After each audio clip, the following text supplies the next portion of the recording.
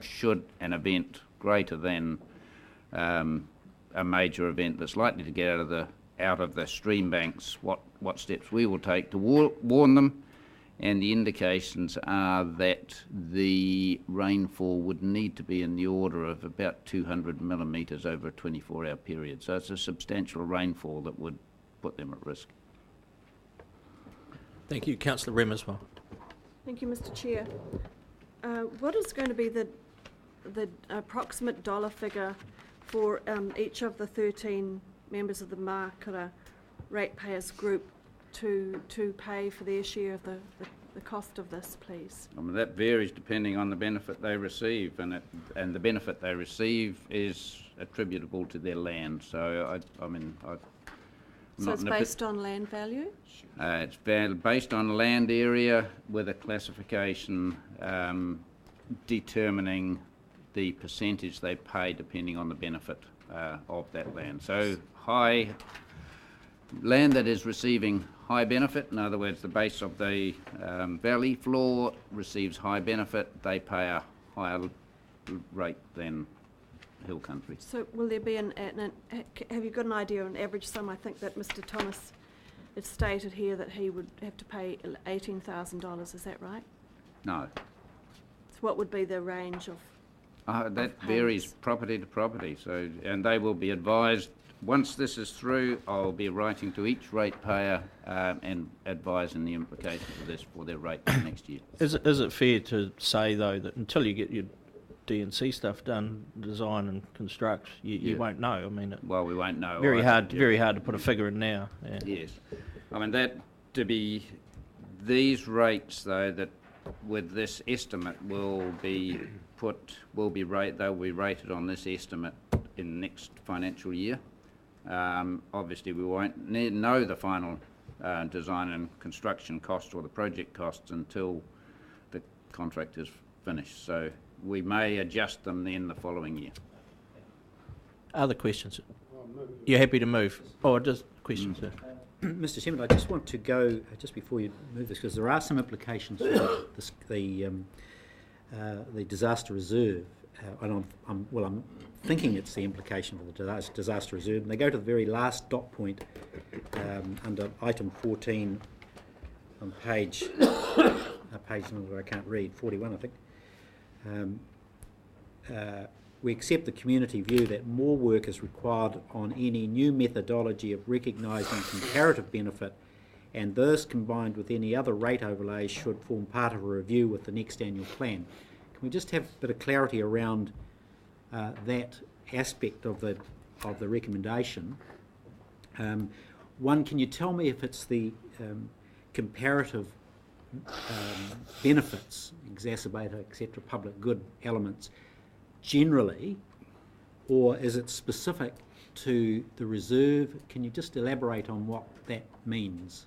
They have raised the issue of the amount of public good that is sourced from council. So that is certainly an issue that was raised during the hearings, and the other part is the degree of benefit that each ratepayer within the scheme receives as well. So both of those aspects will need to be looked at. So following on, Mr. Chair, the decision to fund from the disaster reserve at the rate of 60%, how much over and beyond current or prior commitments does this represent? Well, currently council funds, recognises 10% public good to the scheme. So the scheme receives 10% of its total cost from council, so it's a substantial increase. So following on from that, are we likely to see the implications for the disaster reserve mean that any subsequent disaster now has a precedent set at this level? Is there good enough justification for this departure from policy that it will not implicate further decisions, further claims? Yeah. No, just yeah.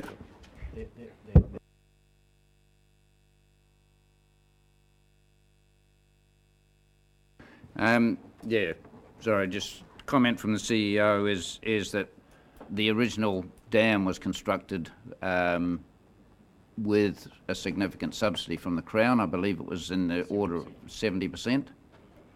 So that's one issue. So are we looking to substitute for the Crown's contribution? No, because the Regional Disaster Reserve, the policy that has been established, that has been the interpretation that has been made on the basis of the policy that you have established, well, probably in the 2000s, so well subsequent to the Crown. The other issue that needs to be reviewed is whether or not you believe that this is an appropriate policy. So that will be brought back to you over the next 12 months or so, and you may review that policy based on the experience that we have had with a number of events where the Regional Disaster Reserve has been used. So the reference to the next annual plan there is 2014-15. Yes, and ideally that, but certainly the LTP, if you believe that it needs wider public consultation, maybe.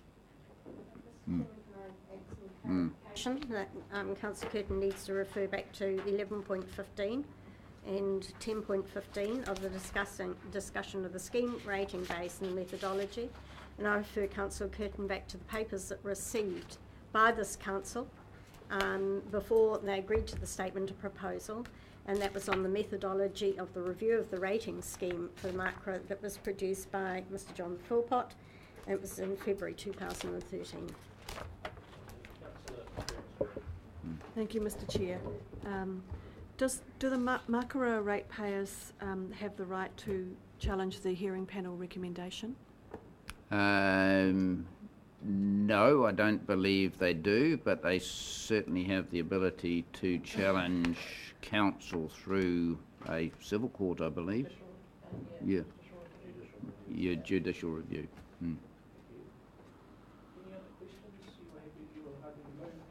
Yes, I'll move the resolutions. Chairman, does anyone like forward on this next? Oh, yeah.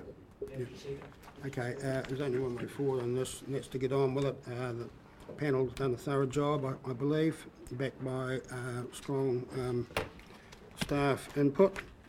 Probably one or two lessons in this exercise. One is to use enduring material, particularly when it's under the ground, but that's history. The other is that I think with projects like this, we need to make sure that we've got a disciplined relationship between stakeholders and the council to be able to see problems emerging when they can be perhaps remedied rather than waiting until there's a sort of a complete breakdown. But otherwise, I commend this recommendation. I don't think there's any need to say any more. Yes, Mr Chairman, this brings sort of to a conclusion a very unfortunate event that occurred, and it's a great shame that it happened, but it did happen, and I think that where we've ended up is probably the best we could do in the circumstances prevailing. I congratulate the hearings panel for their hearing and their work, and it wasn't an easy one to work their way through, but I'm satisfied that at the end of the day we've probably got the best result for the ratepayers and for the council. Now, neither parties might think so at the moment, but probably we'll reach a situation where both parties are a little bit strained and feel that they've missed out a bit is probably a fair deal, and I think we've probably arrived at that. So I'm happy to second the resolution. Yeah, Mr Chairman, this is a very interesting situation. What started off as an honest mistake, as I said at the original council meeting some 6 or 8 months ago when this happened, has morphed into something radically different. I find this panel decision report riddled with contradictions. I find this whole process has been interesting. One of the most interesting factors being that it was a unanimous view of the ratepayers, very well elucidated by Matt Lawson, that there was some serious issues over the council's handling of the whole issue. And Mr Chairman, I'm going to raise a point of order that the under standing orders and in our code of conduct, you cannot attack people who have not got the chance to defend themselves. I'm not attacking anyone, Mr Chairman. Oh, sorry, can deal with the point of order. Well, I don't believe he's gone that far yet, but I am watching, councillor. So, what's the story on the point of order? It's interesting to me that the community was unanimous in one view, and the hearings panel and the council throughout this issue has taken a rather opposite view. As I say, there's obviously some contradictions, not just in the hearing panel report, but in the whole process that the council's gone through. The upshot is that the chairman of the liaison committee informs me that there is some bridge fence mending to be done between this council and the community, that they have lost quite a lot of confidence in this council and its the way it's operated this particular situation, and that they want to be clearly involved in the solution to this problem, and that they're very, very concerned that the $1.2 million or whatever becomes more. So they want to be involved as stakeholders and with the staff and hopefully with politicians, so that there's and the contractors, so that the problems of the past do not reoccur. As I say, they really want to give the message to this council that they're pretty unhappy with the way this has gone. They would like to see a huge improvement in relationships and processes and the way this is carried out. They have a real fear that this 1.2 will turn 1.7 or something else. So that has to be really watched. Yeah, that's about it really. But I have to say that from a starting point at the first public meeting, which was very positive, this thing's deteriorated quite dramatically in my opinion. But as Councillor Rose has said, the solution we've come to by a very roundabout way is probably the best one that they can hope for. So, yeah, it's been interesting. Thanks, Mr. Chairman. I suppose in the business we're in, representing the needs and wants of our constituents, that we do have to bend over backwards, and this outcome is certainly that. The council has bent over backwards to get to a solution which is way outside its criteria and guidelines.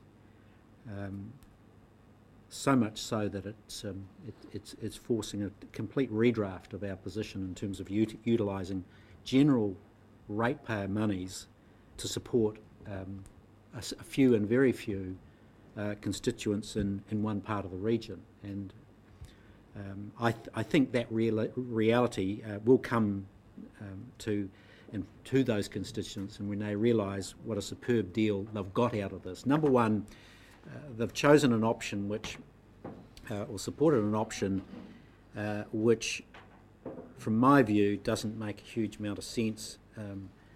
There should have been a decommission and stop banking to provide 10-year protection. That's the obvious solution that should have come out of this. So we've compromised on and listened to those ratepayers and interested parties to give them something which is less than optimum. But the big thing is that the ratepayer generally is now supporting this proposal scheme to the tune of $750,000, and I would suggest that that's a superb outcome for that group, and good on them. They've lobbied hard and had strong, powerful voices working for them, including the council for the area, Councillor Gilbertson, who's worked very hard on this issue, and I think got an outstanding result for his constituents. I would be very pleased to have got that sort of result in advocating on behalf of constituents in my part of the world. That's an outstanding result. So I think we've come to a compromise. It's been a costly compromise, and one which ought to bring a smile to every one of those constituents' face.